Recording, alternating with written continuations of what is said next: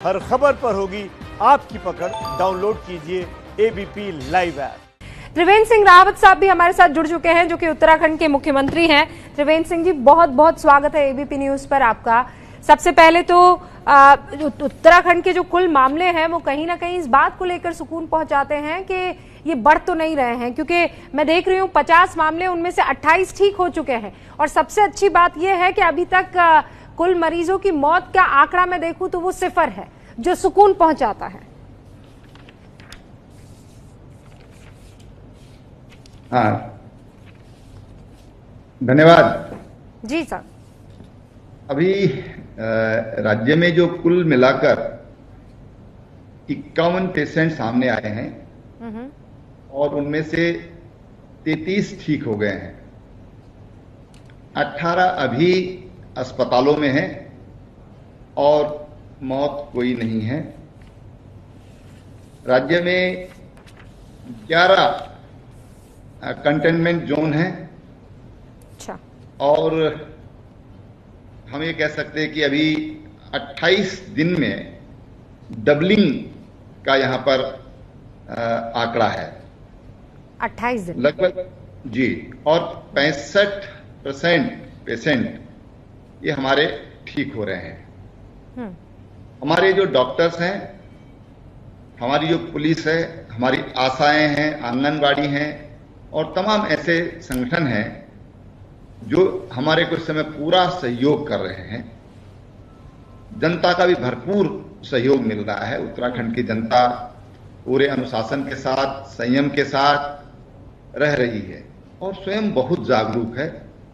उसी का परिणाम है कि यहां पर हम इस वायरस को, इस संक्रमण को रोक पाने में काफी हद तक ये कह सकते हैं कि अभी तक हम सफल हैं। अब त्रिवेंद्र सिंह रावत जी, अरुणाचल, त्रिपुरा, गोवा, मणिपुर, ये वो राज्य हैं जो कि कोरोना मुक्त हो चुके हैं। तो क्या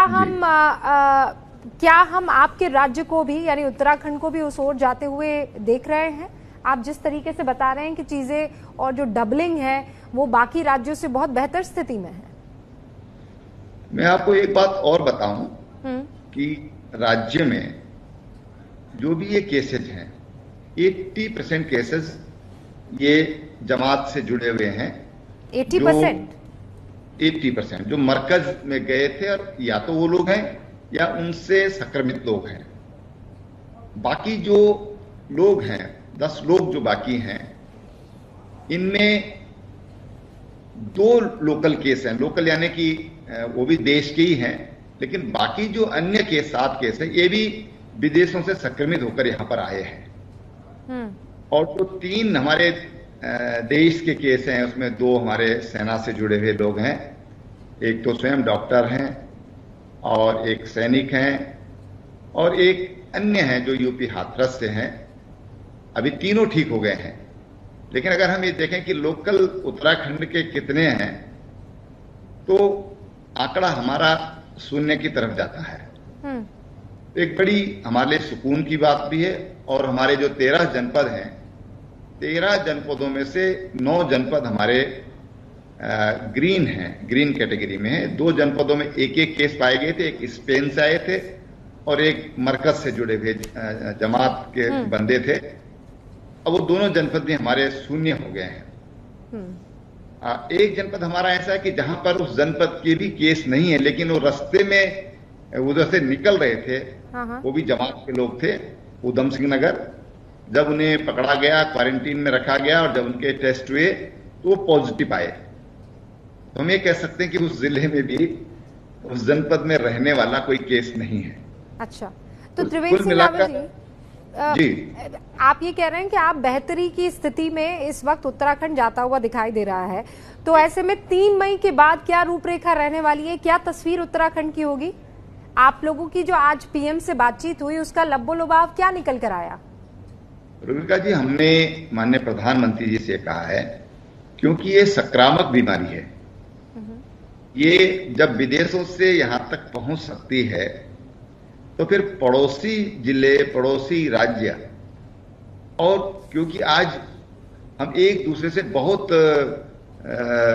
गहराई से और तीव्र संपर्क में कहना चाहिए। उत्तराखंड तो आधा उत्तराखंड से बाहर रहता है और इसलिए हमने ये सजेस्ट किया है कि राज्यों की जो सीमाएं हैं उनको अभी प्रतिबंधित रखना चाहिए। जो आवश्यक सेवाएं आज लागू हैं वो रहनी चाहिए, लेकिन इन जनरल जो आवागमन है उसको हमको रोके रखना चाहिए। अपने राज्य की जो भौगोलिक स्थिति है और जो हमारे सीमाएं हैं, नेपाल से हमारी सीमा है, इधर बिजनौर है, रामपुर है, मुरादाबाद है, पीलीभीत है, बरेली है, इधर बिजनौर है, मुजफ्फरनगर है, सहारनपुर है, ये हमारे एकदम रोज के कनेक्शन वाले जिले हैं।